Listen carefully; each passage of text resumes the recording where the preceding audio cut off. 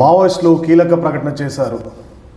జనవరి 1న ఆయుధాలు విడిచి లొంగిపోతామని మావోయిస్టులు వెల్లడి.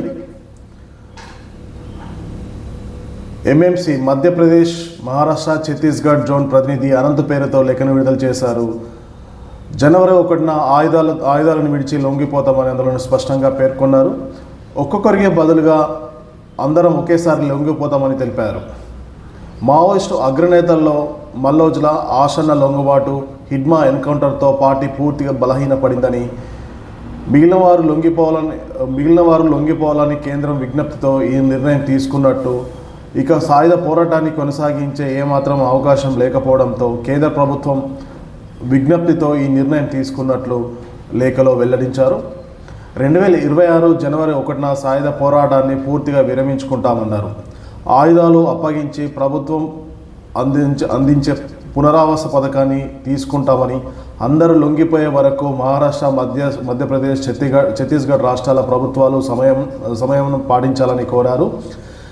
జనజీవన స్రవంతిలో కలిసేందుకు తమకు కొంత సమయం కావాలని గత వారం మావోయిస్టులు లేఖ విడుదల చేసిన సంగతి తెలిసిందే. తాజాగా ఈ లేఖలో ఎంఎంసీ జోన్ అంటే మహారాష్ట్ర, మధ్యప్రదేశ్, ఛత్తీస్గఢ్ జోన్ ప్రతినిధి అనంత్ పేరుతో మరొక లేఖను ఇవాళ విడుదల చేశారు. దీంతో మావోయిస్టులు స్పష్టంగా కేంద్రానికి సంకేతాలు పంపినట్టు తెలుస్తోంది.